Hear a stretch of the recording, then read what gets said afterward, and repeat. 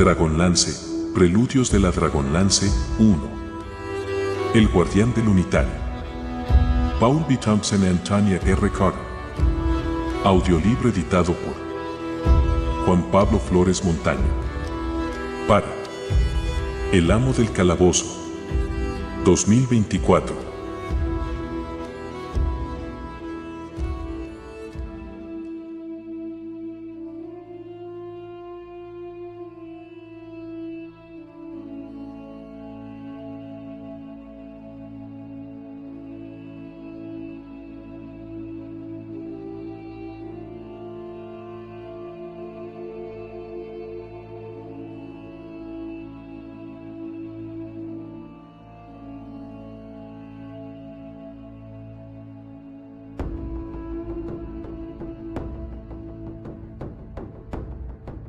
Décima primera parte.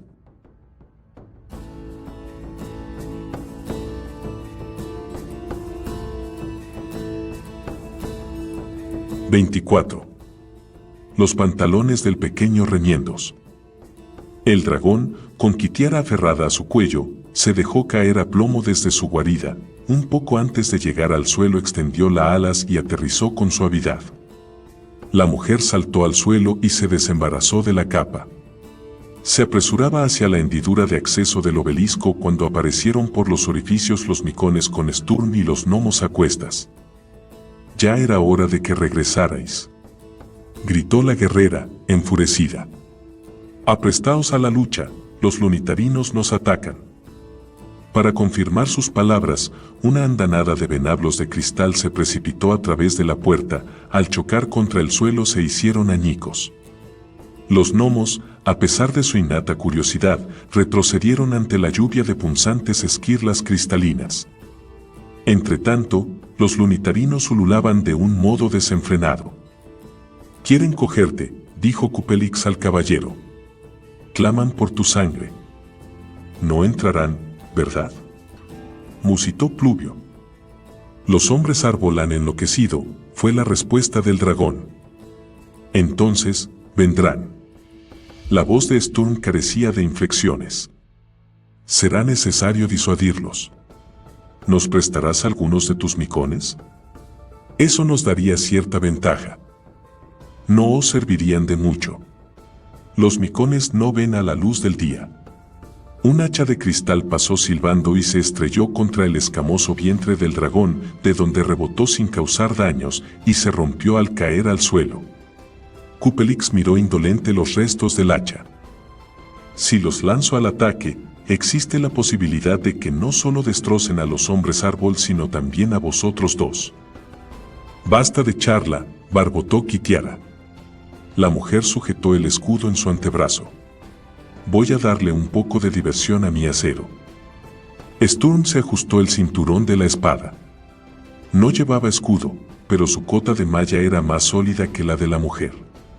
Desenfundó el arma y corrió a la puerta. «Kit, espérame», aulló. Los hombres árbol habían escalado la rampa de tierra levantada por los micones y se valían de su altura para ganar potencia en el lanzamiento de las jabalinas. Kitiara se cubrió con el escudo, en el que se estrellaron un venablo tras otro. «Seguid tirando, malditos. Kitiara Utmatar os vencerá». Mientras gritaba, la mujer ascendía por la barricada. El avance era difícil a causa del pronunciado ángulo y de la arena suelta. Sturm, más circunspecto, rodeó el obelisco hasta donde el declive de la rampa no era tan marcado. Alcanzó la cumbre casi al mismo tiempo que Kitiara. Los dos guerreros quedaron separados por 40 metros de distancia y unos 20 hombres árbol. El caballero debió enfrentarse a los lunitarinos subidos al terraplén y a las lanzas arrojadas desde abajo. Los hombres árbol ululaban con todas sus fuerzas y no hacía falta mucha imaginación para advertir la cólera que demudaba sus rostros elementales. Kitiara arremetió contra un trío de lunitarinos que sobrepasaban de forma notoria su propia altura. La mujer les asestó algunos cortes profundos con su espada, sorprendió a uno de ellos con la guardia baja y le cercenó el brazo armado de un tajo. El miembro desgarrado se arrastró por el suelo en busca de su dueño y en su camino se enredó en las piernas de la mujer que se tambaleó y cayó de espaldas en medio de una tumultuosa arremetida de lanzas. Los hombres árbol rodearon a la guerrera abatida. Desde su posición, Sturm pensó que estaba herida. Con un rugido, el hombre se abalanzó sobre los enemigos, dado que ensartar los troncos no les produciría la muerte porque carecían de corazón. Sturm se centró en las extremidades inferiores. Una hoja de cristal le hizo un corte en la mejilla por el que comenzó a manar sangre, pero él no le prestó atención. El impulso de su arremetida hizo que los lunitarinos rodaran por la muralla de tierra y derribaran a sus compañeros que se hallaban en el suelo. De repente, Sturm sintió un dolor desgarrador en la parte posterior de la pierna derecha. Al volver la mirada, descubrió que tenía clavada en el muslo una lanza y la sangre que escapaba a borbotones teñía de rojo el ya de por sí bermejo astil del arma. Con un golpe seco de espada, quebró el mango de la lanza y dejó la punta enterrada en la carne. No veía a Kitiara. Bajó la rampa tambaleante, debilitado por el dolor y la pérdida de sangre. Resbaló y rodó el resto del declive hasta detenerse cerca del obelisco. Los vociferantes hombres árbol se deslizaron por el terraplén tras él, sin dejar de gritar enfurecido su personal versión del nombre del caballero. Se acabó, pensó Sturm. Es el fin. Sin embargo, en contra de lo esperado, las lanzas no cayeron sobre su rostro y cuello desprotegidos. El tumulto de la lucha bramó sobre él, aunque en medio de la contienda imaginó escuchar unos joviales chillidos de satisfacción y victoria. ¿Los gnomos? ¿Cómo se habían aventurado a salir? ¿Los exterminarían? El ulular de los enloquecidos hombres árbol fue apagándose. Sturm se esforzó por levantar un poco la cabeza para ver lo que ocurría. Uno de los lunitarinos se erguía en lo alto de la barricada, frente a él, y blandía su espada como si tratara de rechazar el ataque de un enemigo invisible. Un objeto oscuro cruzó veloz el campo de visión de Sturm y se estrelló contra el rostro simple del lunitarino, que desapareció tras la rampa en medio de gritos y risas gnomas. Alguien le dio la vuelta y le limpió los ojos de la rojiza arena que lo cegaba. Al abrirlos, se encontró con el rostro de Kitiara. «Creo que acabaste con uno», le dijo ella con voz amable. La mujer tenía arañazos en el rostro y las manos cortadas, pero aparte de eso, parecía ilesa. «¿Te encuentras bien?», preguntó Sturm con voz débil. Kitiara sintió en silencio y acercó una cantimplora a sus labios. Al hombre le pareció que aquel sabor de agua de lluvia era lo más delicioso que había probado en su vida. Sturm. Kitiara. Hemos vencido. Tartajo apareció junto a ellos. El jefe de los gnomos se pasó los pulgares por los tirantes y sacó pecho, con aire de satisfacción. La masa de cadenas improvisada con pantalones, fase I, ha sido un éxito. ¿Qué? Olvídalo, dijo Kitiara. Te llevaré adentro. La mujer lo levantó con la misma facilidad con que él habría cogido a un niño y lo transportó al interior del obelisco.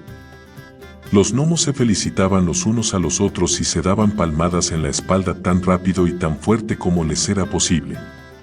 Al cruzar la entrada, Sturm divisó un insólito artilugio, un conjunto vertical de postes y engranajes del que colgaban 3 pares de pantalones gnomos cargados con algo pesado, tierra, tal vez. Kupelik se posaba en el pilar más bajo y observaba la escena con atención. Al ver que Sturm estaba herido, se ofreció a restañar la lanzada. Nada de magia, se negó de forma obstinada el caballero. Sentía la pierna tumefacta, y fría, muy fría. Le dolía. El enorme rostro broncíneo del dragón se cernió hasta casi rozar el del hombre. ¿Nada de magia aunque tu vida esté en juego?, preguntó con suavidad. Nada de magia, insistió Sturm. Pluvio lo tomó por la barbilla y le metió en la boca una raíz de sabor amargo.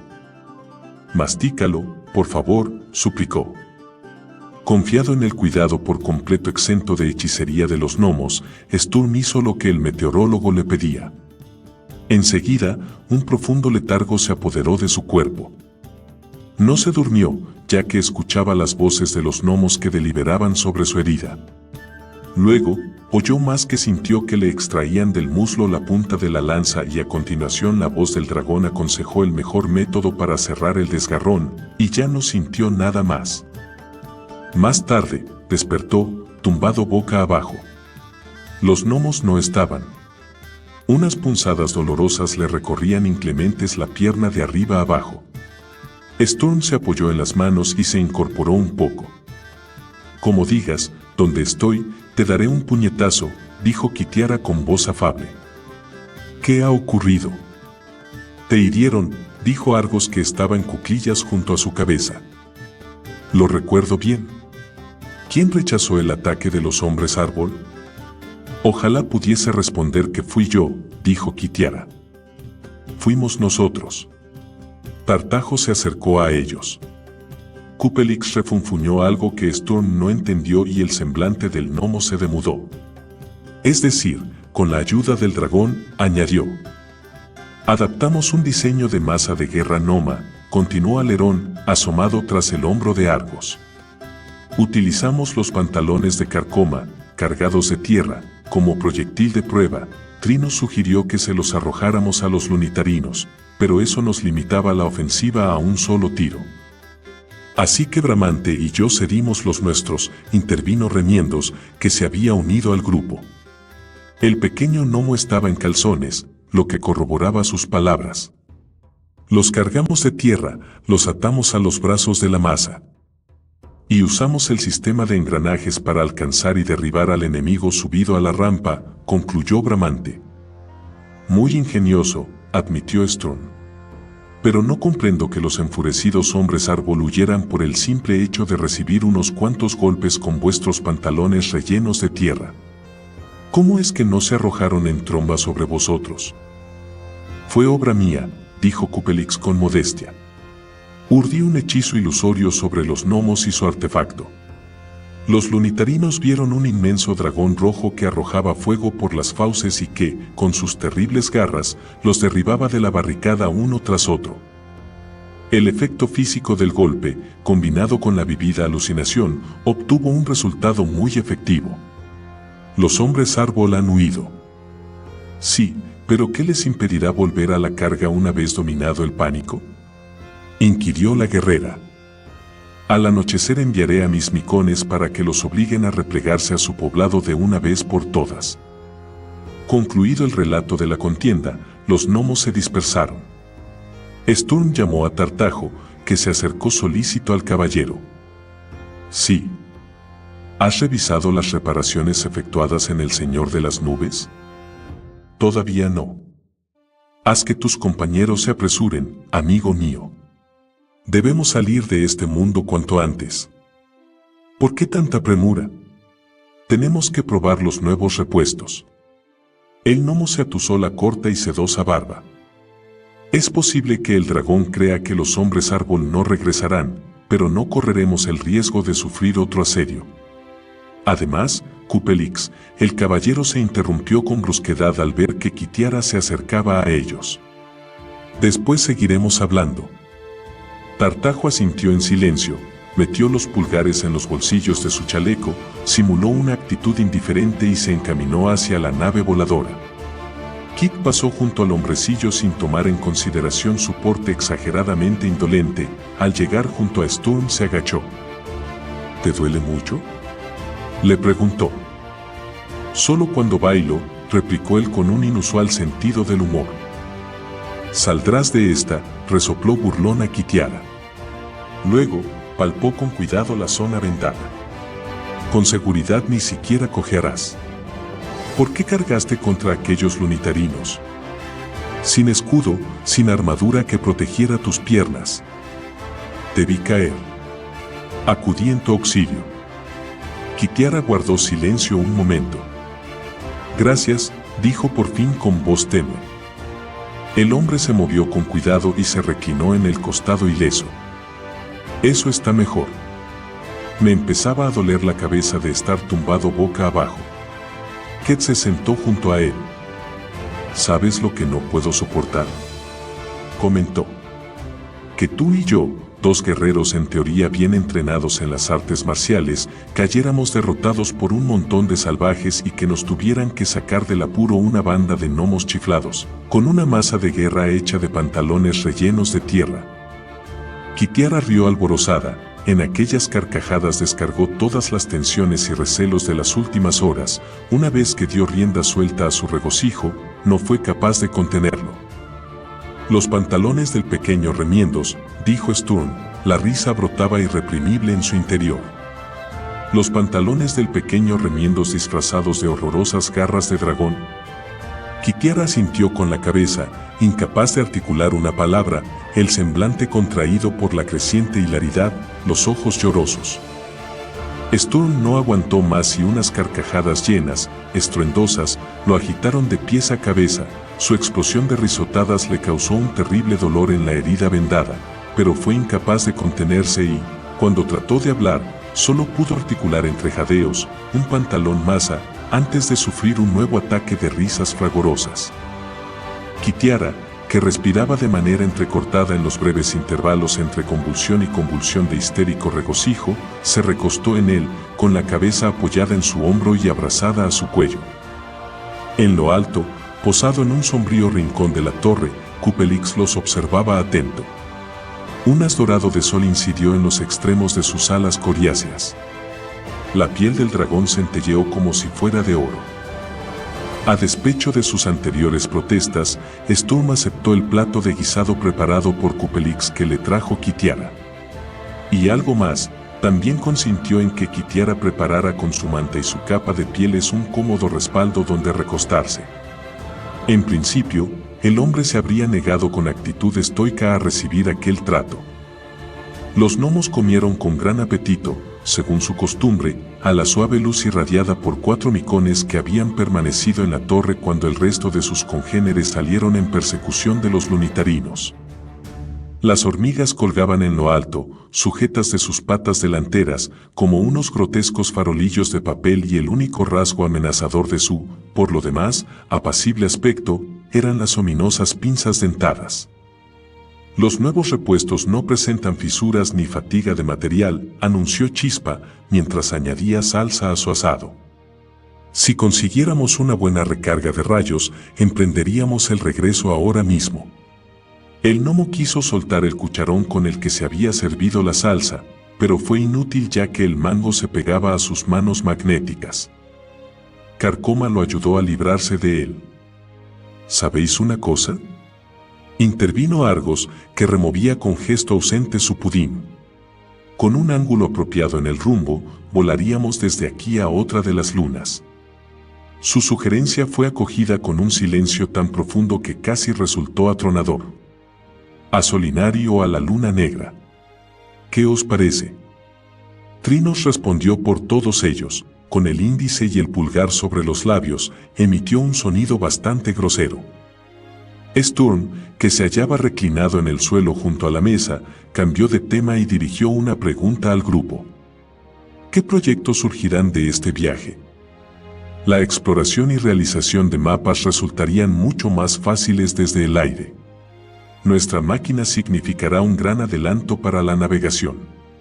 Todas las pesadas tareas de transporte que ahora realizan los barcos se llevarán a cabo de un modo mucho más eficiente por los aires. Imagino el día en que enormes naves aéreas, con 6 u 8 pares de alas, surquen las nuevas rutas comerciales entre nubes y lleven mercancías de un extremo a otro de KRYNN. Tartajo se perdió en la grandeza de sus previsiones.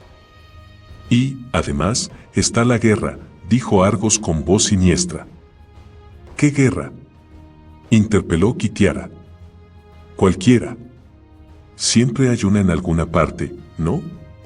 ¿Os imagináis a la caballería de los aires abatiéndose sobre campos, granjas, ciudades, templos o castillos y arrasándolos a todos por igual?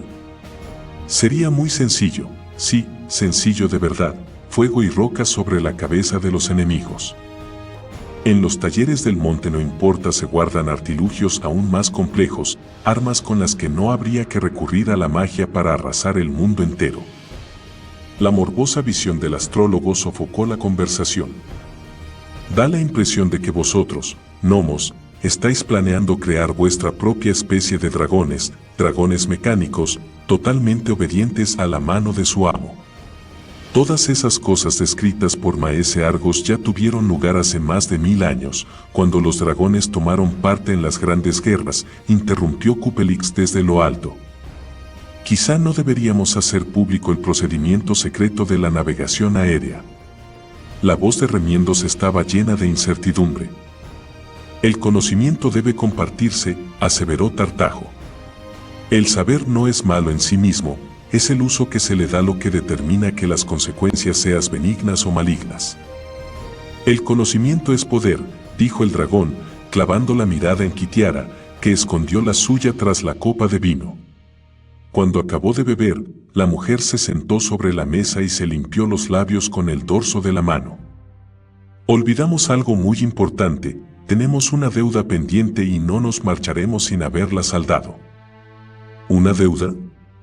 ¿Con quién?, preguntó Carcoma. Con nuestro anfitrión.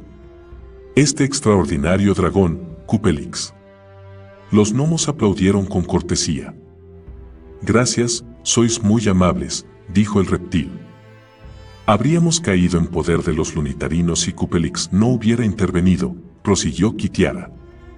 Ahora estamos a salvo, la nave voladora se ha reparado, y, repito, tenemos una deuda que saldar. ¿Cómo lo haremos?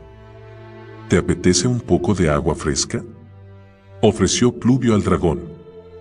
Muy amable de tu parte, pero no es necesario. Los micones me suministran agua de las cavernas. ¿Tienes alguna máquina estropeada para arreglar?, inquirió pensativo Chispa. Absolutamente ninguna.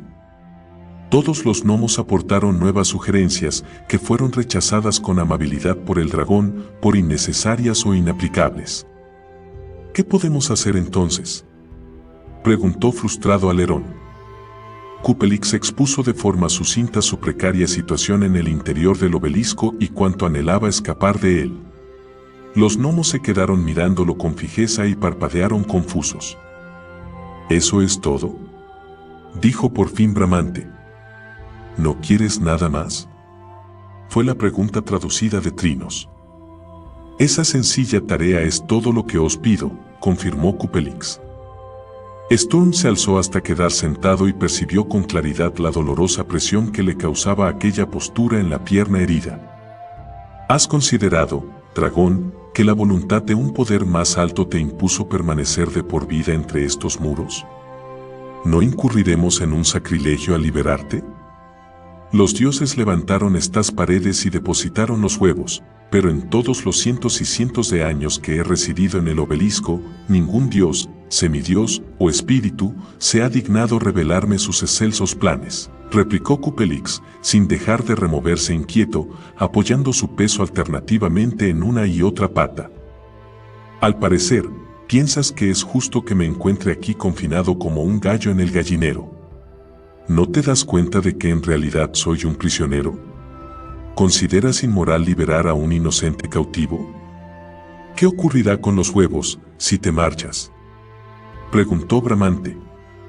Los micones los cuidarán y guardarán las cavernas hasta el fin de los tiempos.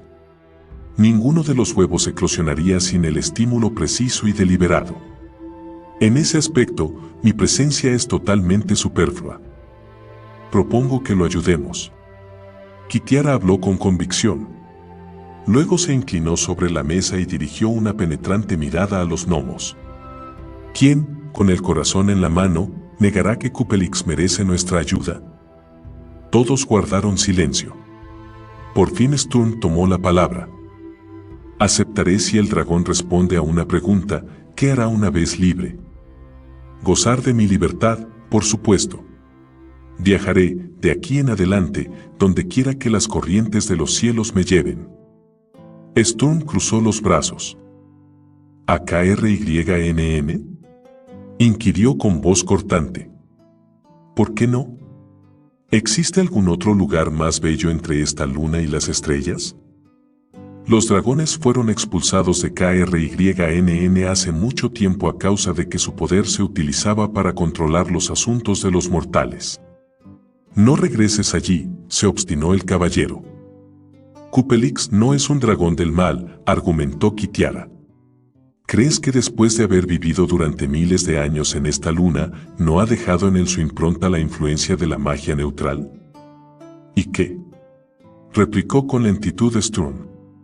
Es probable que Cupelix no represente un peligro para KRYNN, pero es un dragón. Mis antepasados lucharon y murieron para librar a nuestro mundo de estas criaturas.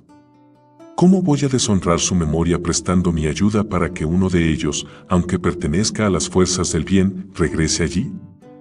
Kitiara se levantó de un modo tan violento que su silla salió despedida.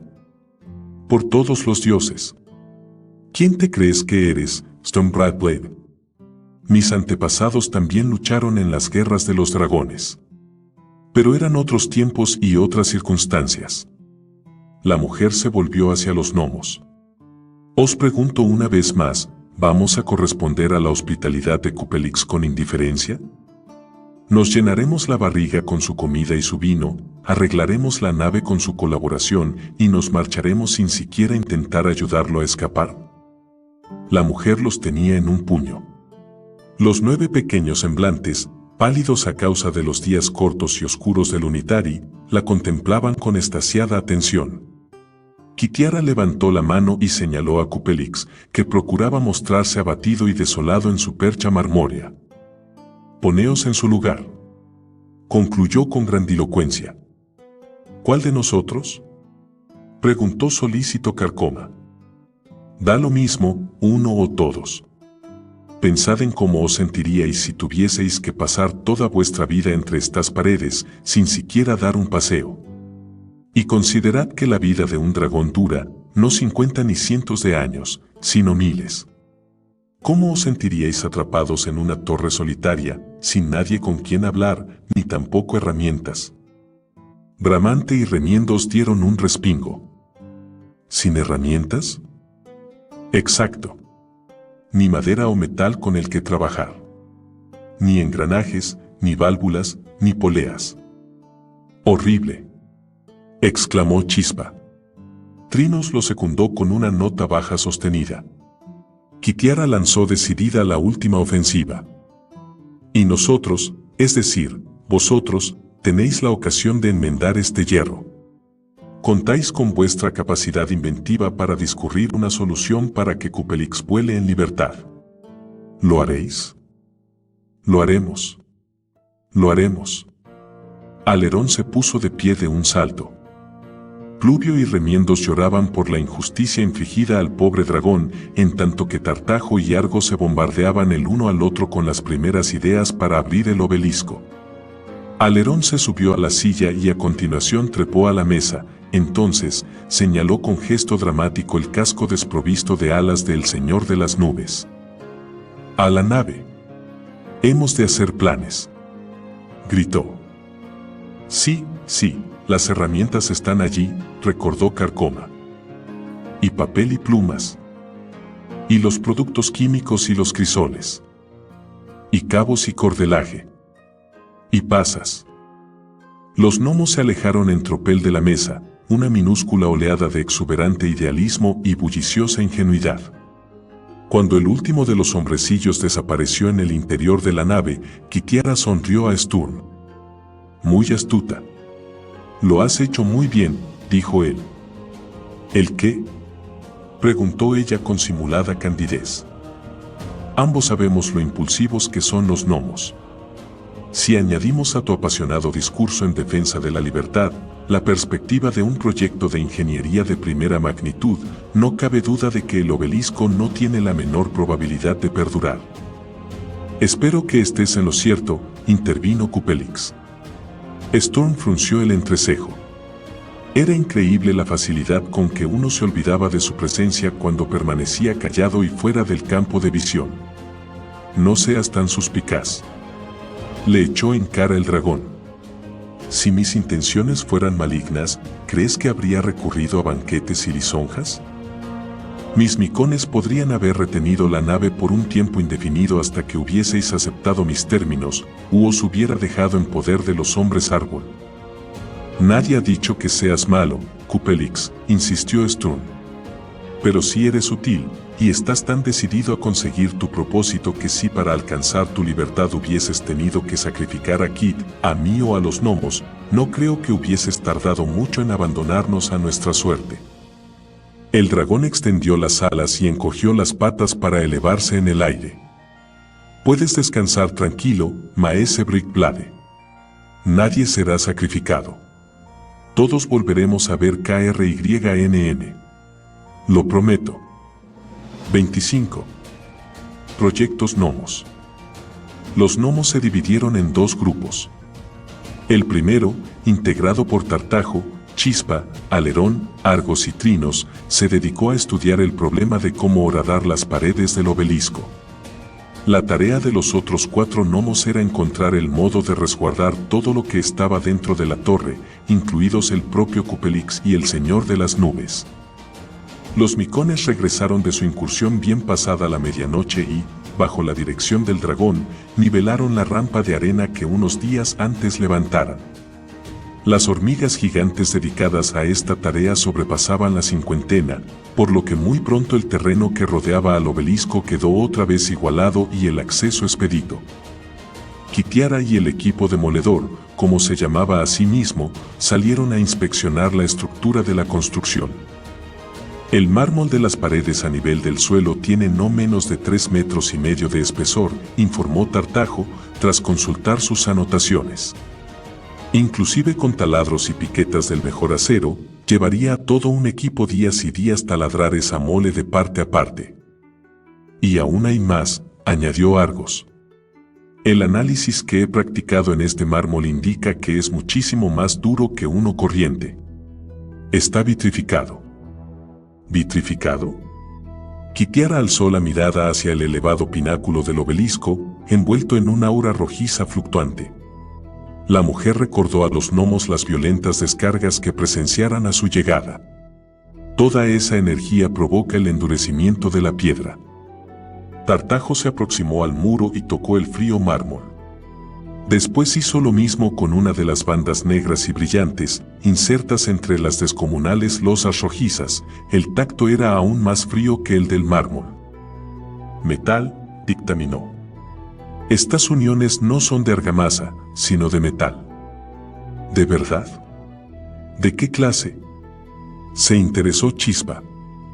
Tartajo rascó con la uña la negra superficie. El color quedó indemne. Es blando. ¿Plomo, quizás? Sugirió. Los otros 2 gnomos se acercaron y lo examinaron. Trinos confirmó con un gorjeo que, en efecto, se trataba de plomo. Muy sólido, dictaminó Argos, al tiempo que palmeaba el muro. Tengo una idea, anunció Kitiara. Los hombrecillos la miraron tan extrañados como si hubiese dicho que le estaba creciendo otra cabeza. La mujer, algo irritada, insistió. Sí, tengo una idea. He presenciado la caída de muchas murallas de fortalezas, derribadas por el ejército invasor, y todas ellas eran, si no tan sólidas, al menos igual de gruesas que estos muros. Las tropas de asedio excavaban túneles bajo los cimientos y más tarde las minaban. El asombro se plasmó en todos los semblantes del equipo demoledor. Vaya. Si es algo muy sencillo, exclamó Tartajo. ¿Cómo no se nos había ocurrido? Se preguntó Chispa. No hay más que excavar la arena, concluyó Alerón. Los 3 se dejaron caer de rodillas y, al momento, la rojiza arena volaba por el aire. Kitiara movió la cabeza con un gesto irritado y regresó a la nave. Encontró a Sturm de pie, apoyado en una muleta que Carcoma le había preparado. El caballero se había mantenido al margen de todos los preparativos, sin embargo, preguntó interesado por la decisión adoptada por los gnomos. Ya están cavando, remarcó la mujer, quien mientras tanto había cogido una palanca de hierro del almacén de herramientas. Sin más, regresó con los enfebrecidos excavadores. Sturm, cojo, siguió sus pasos. Los gnomos perforaron un hoyo que duplicaba su propia altura en un corto espacio de tiempo. Bajo el nivel del suelo, los cimientos del obelisco eran una continuación de las paredes superiores, bloques de mármol macizo unidos con plomo. Kitiara ocupó el lugar de los gnomos en el agujero y levantó la barra de hierro sobre su cabeza. «Espera. Eso es roca», comenzó a decir Argos. No tuvo oportunidad de acabar la frase. Kitiara golpeó los cimientos con toda la potencia de su fuerza incrementada. Se escuchó un crujido, como si una gruesa rama de árbol se hubiese resquebrajado. Una diminuta esquirla de mármol saltó por el aire y cayó a los pies de Sturm. El hombre se agachó con torpeza para recoger el fragmento. Parecía un pétalo desprendido de una rosa pétrea. «Mirad la palanca», exclamó Chispa. La palanca de hierro de 3 centímetros de grosor tenía el extremo plano reventado en forma de hongo y toda la barra aparecía doblada en una curva pronunciada. Kitiara apoyó la herramienta contra su rodilla e intentó enderezarla, pero no consiguió más que doblarla hacia el lado opuesto. Con gesto de fastidio la arrojó a un lado. «Intenté advertirte», dijo Argos. «La base de la torre se asienta sobre el techo de la caverna. Es roca sólida». «Pero el techo está perforado», intervino Alerón. «Tiene agujeros, los de los micones. Nosotros mismos pasamos a través de ellos cuando visitamos la cámara de los huevos». «Minar los cimientos no dará resultado», sentenció Tartajo con desánimo.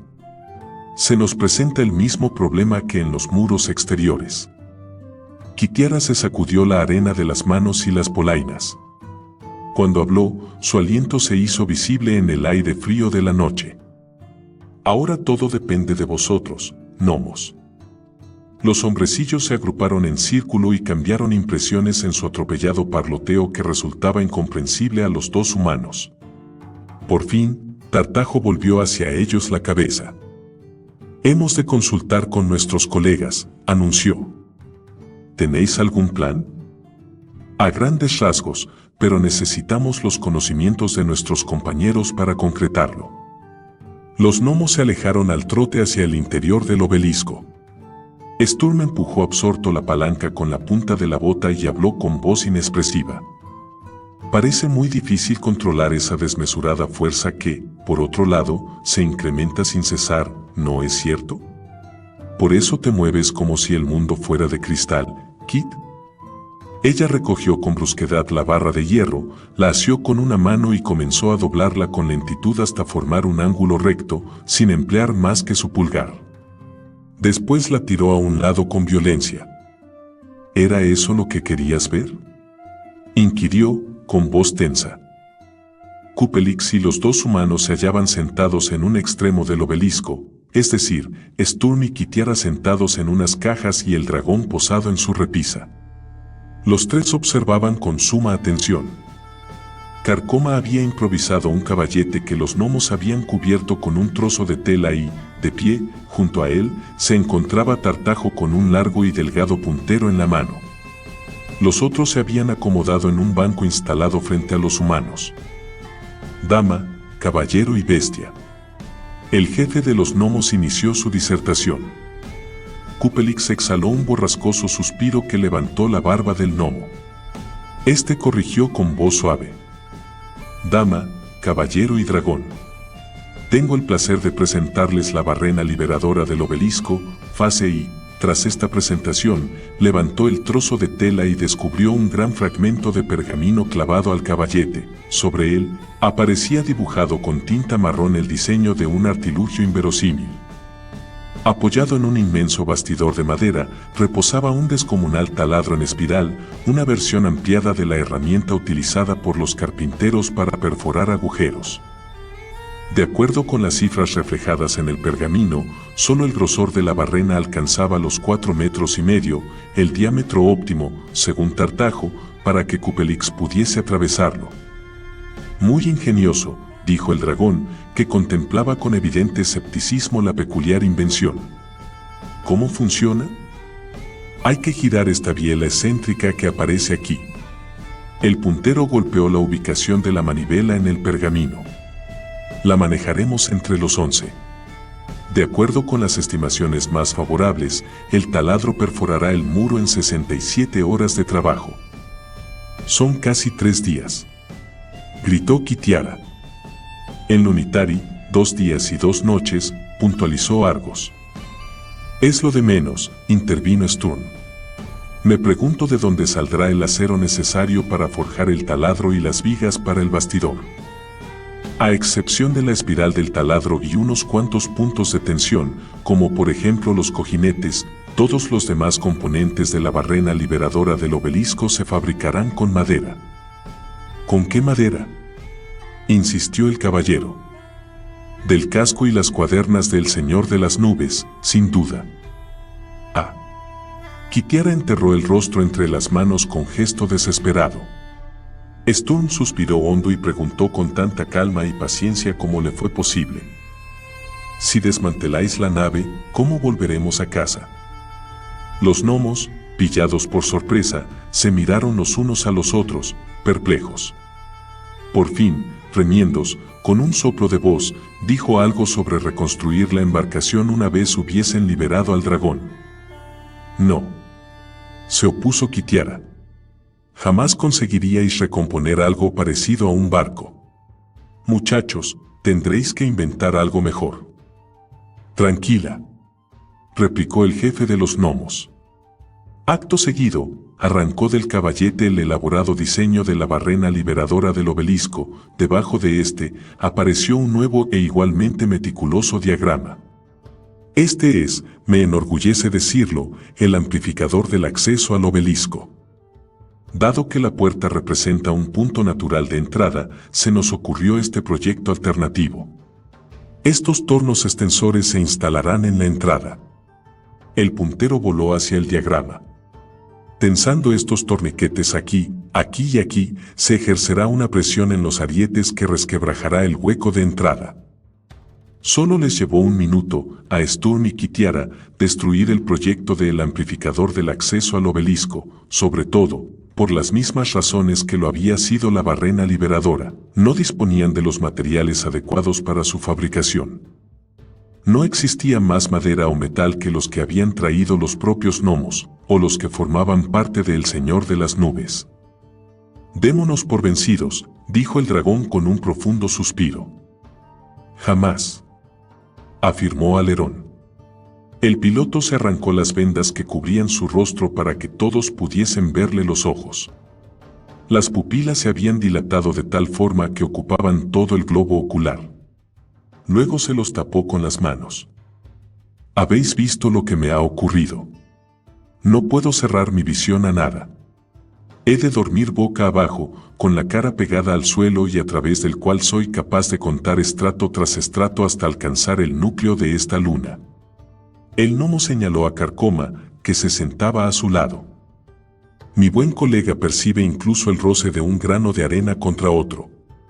Bramante casi tiene sellada una mano a la otra, ¿no es así, amigo mío? Las ropas de pluvio comienzan a enmohecer por la constante humedad. Todos los demás también tienen problemas, pero no nos marcharemos de aquí hasta solucionar el tuyo. Sturm, que había estado escuchando con mucha atención las palabras del gnomo, intervino. Ya que hablamos de nuestros dones, os mostraré algo. El caballero rasgó el vendaje de la pierna. Donde hacía 2 noches había una fea herida abierta, no se percibía más que la piel suave, limpia de cicatrices. La misma magia que hace caminar y luchar a los árboles ha sanado mi herida. No pedí que ocurriera, pero ha sucedido, y me ha convencido de una cosa: este no es sitio para mortales. Por eso, solo por eso, cuentas con mi ayuda, dragón. Cuanto más tiempo permanezcamos en Lunitari, más nos afectará su magia. Puesto que mis compañeros han resuelto ayudarte, mi oposición solo nos retrasaría. Bienvenido a la lucha, respondió Cupelix. Alerón, ya que ves a través del suelo, ¿no has descubierto algún depósito de hierro o cobre?, preguntó Kitiara. Ay, no. Toda esta luna está formada de arena, granito y más arena. Arena, dijo Argos en un murmullo. El gnomo se bajó de un brinco del asiento, paseó hasta la pared más alejada y volvió sobre sus pasos. Con un dedo siguió el trazado de la banda divisoria entre dos bloques de mármol. «Arena», gritó de pronto. «Arena, arena, arena». «Cuidado, le patinan los engranajes», advirtió Pluvio. Argos respiró hasta inflar el pecho y a continuación se encaminó hacia Tartajo con actitud digna. «Arena», repitió. «Es lo que hay en abundancia en este mundo, ¿no es así?» Sí, admitió vacilante el jefe de los gnomos. El astrólogo despegó con celeridad su lupa y la colocó sobre la palma de su colega. «¿De qué están hechas estas lentes?» «De cristal», respondió deprisa Bramante. Argos se volvió hacia él y lo señaló con el dedo mientras proseguía. «¿De qué están hechas las armas de los lunitarinos?» «De cristal», dijeron al unísono Sturm y Kitiara. «Exacto. ¿Con qué se hace el cristal?» Todos guardaron silencio. «De arena», pero, comenzó Remiendos. «Arena, cristal, lentes. ¿No os dais cuenta? Fabricaremos una lente gigante con la que concentraremos la luz del sol en un potente rayo ardiente. La potencia calorífica del foco superará en mucho el punto de licuación del plomo, por lo tanto, la pared se desplomará», acabó Cupelix. «¿Podremos hacerlo?» «Nada se puede dar por hecho», respondió Argos con una cautela poco habitual en los gnomos. «Necesitaremos una fuente permanente de calor para derretir la arena». «¿Y qué me decís de lo que encontramos en las cavernas? ¿Sería eso bastante caliente?», preguntó Sturm. «El magma sería más que suficiente para fundirla», opinó Chispa. «Los micones os proporcionarán toda la arena que preciséis», ofreció Cupelix. «¿Los pongo ya en marcha? Será mejor que antes saquemos de aquí al Señor de las Nubes. Nos hará falta mucho espacio para trabajar», argumentó Tartajo. El dragón convocó a los micones, y los gnomos los engancharon a unos arneses que amarraron a la proa de la nave. Las hormigas sacaron la voluminosa embarcación por el acceso del obelisco y la llevaron hasta el llano terreno del exterior. Los hombrecillos se ocuparon de transportar las alas desmontadas y las colocaron con cuidado a la sombra del casco. Acto seguido, Cupelix entró en una larga comunicación telepática con sus mascotas, que enseguida se reunieron en el exterior. A continuación, rodearon el obelisco como un ejército de criaturas mudas atentas a una voz audible solo para ellas. En un abrir y cerrar de ojos, 60 hormigas gigantes se volvieron de espaldas a la torre y comenzaron a arar la tierra con sus cabezas. Los surcos de roja arena se abrieron bajo un cielo sembrado de estrellas. Entre tanto, otros micones apilaban la arenisca en ordenados montones. Argos presentó al grupo el improvisado croquis de una lente de 7 metros de diámetro y de 1,70 m de grosor en el centro del disco. «¿Crees que funcionará?», preguntó Kitiara. «Si la lente se moldea en una sola pieza, el pulido no llevará mucho tiempo». «Después de todo, tenemos arena de sobra», contestó el gnomo, al tiempo que enrollaba el pergamino del diseño y lo guardaba en una manga. Fuera, los micones proseguían incansables con su tarea. El suelo temblaba bajo la fuerza de sus inexorables cabezas. 26. La lente. A fin de refinar la arena y eliminar todas las impurezas, los gnomos la lavaron. El infeliz Pluvio se subió a la repisa más baja y, desde allí, provocó lluvia hora tras hora. Poco a poco, el suelo del obelisco se convirtió en un barrizal. Cupelix bajó de su guarida para informarles que en la cúpula también se habían formado nubes, y no pasó mucho tiempo antes de que una suave llovizna se precipitara desde 140 metros más arriba. Unos minúsculos relámpagos culebrearon por todo el hueco de la torre. Los fogonazos arrancaron destellos en el mármol, parecían el afanoso ir y venir de unos pececillos en un arroyo saltarín.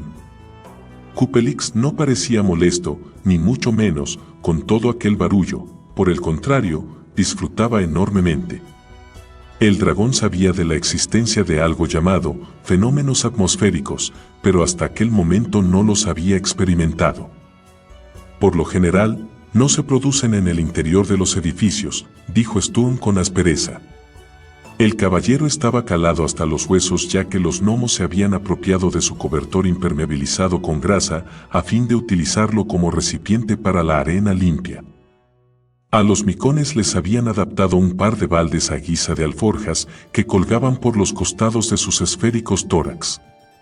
Las gigantescas hormigas descendían hasta las profundas cavernas con su carga. Allí, Argos, Trinos y Chispa preparaban con denuedo la tina en la que se fundiría la arena.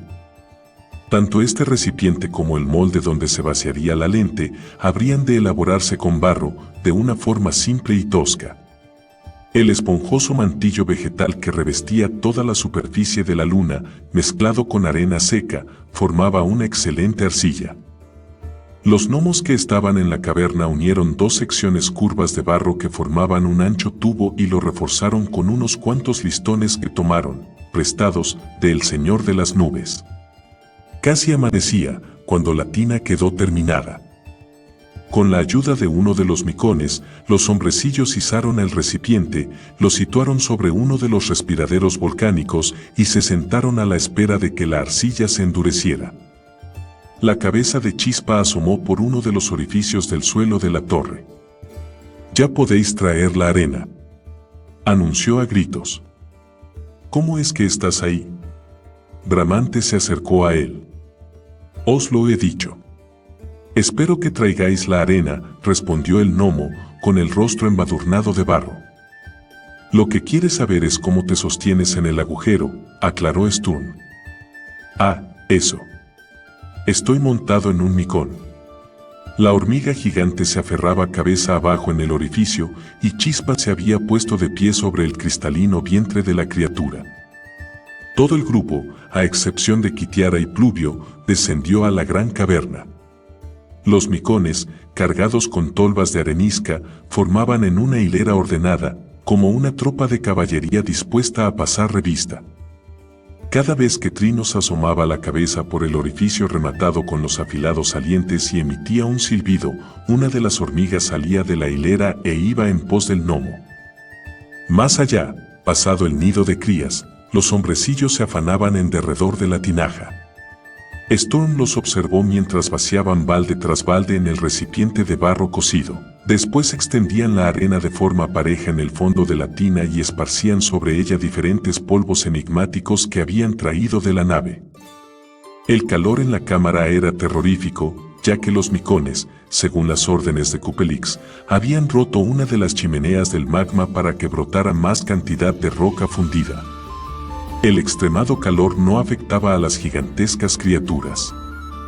La tinaja se sostenía en un precario equilibrio sobre el pozo de magma, apoyada sobre unos pilares de piedra. Los hombrecillos se movían con total indiferencia por el borde de la ardiente cavidad, sin apenas dar importancia al hecho de la espantosa y dolorosa muerte que significaría el más leve resbalón.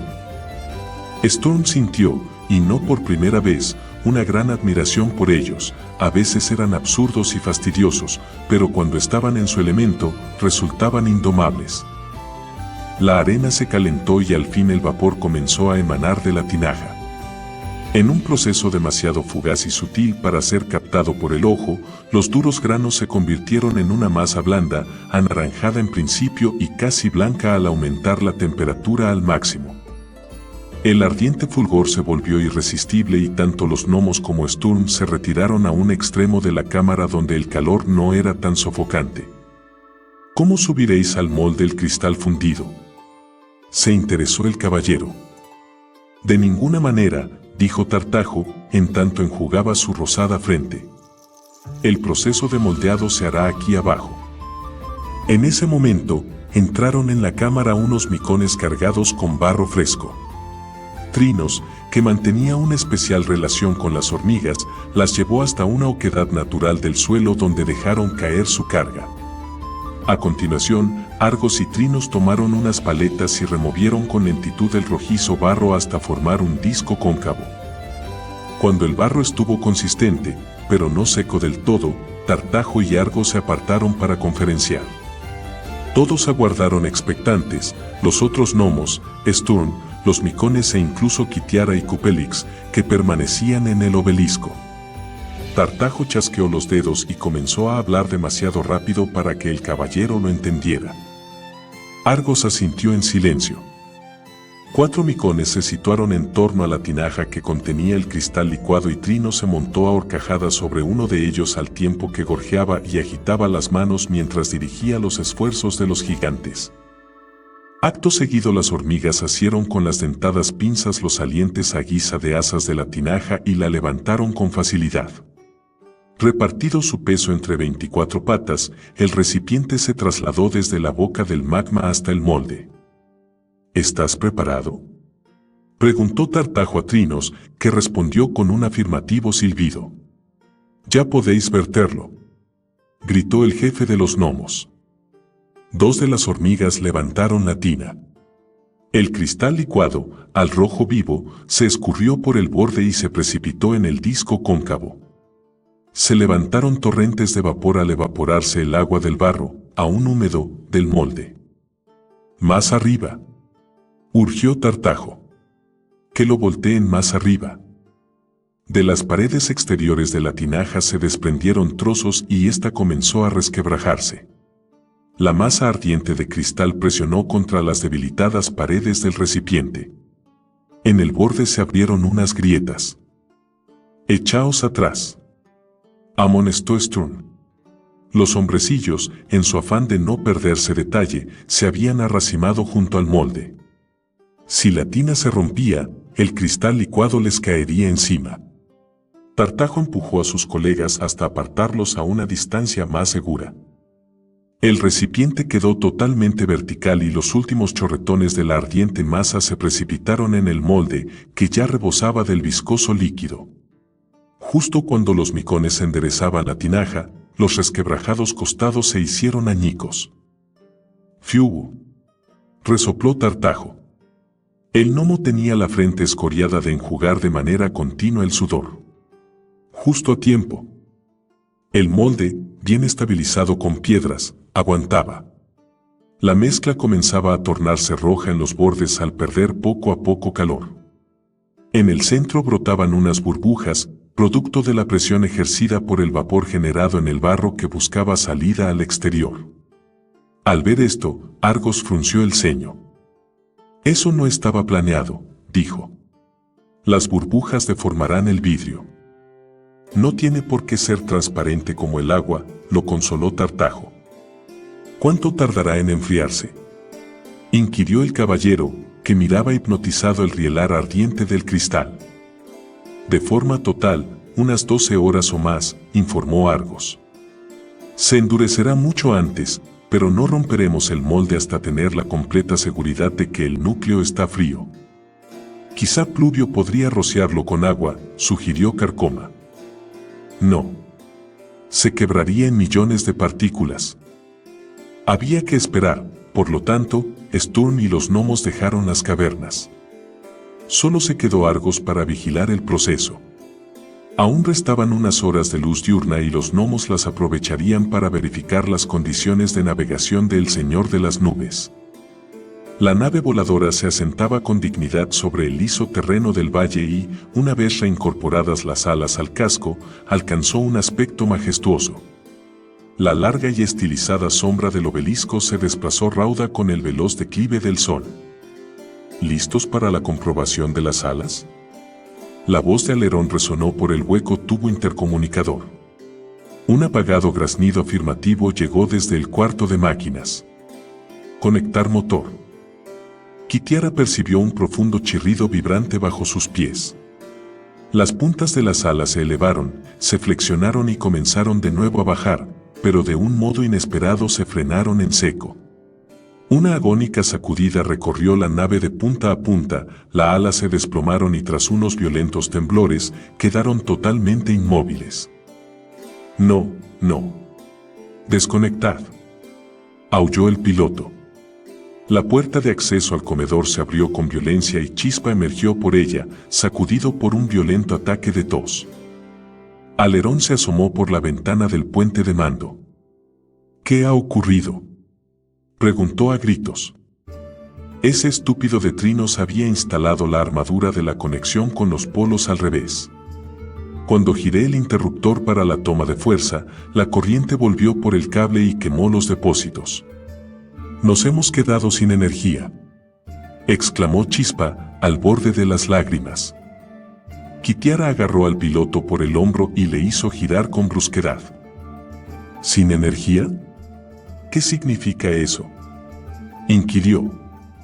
Que no podremos volver a casa.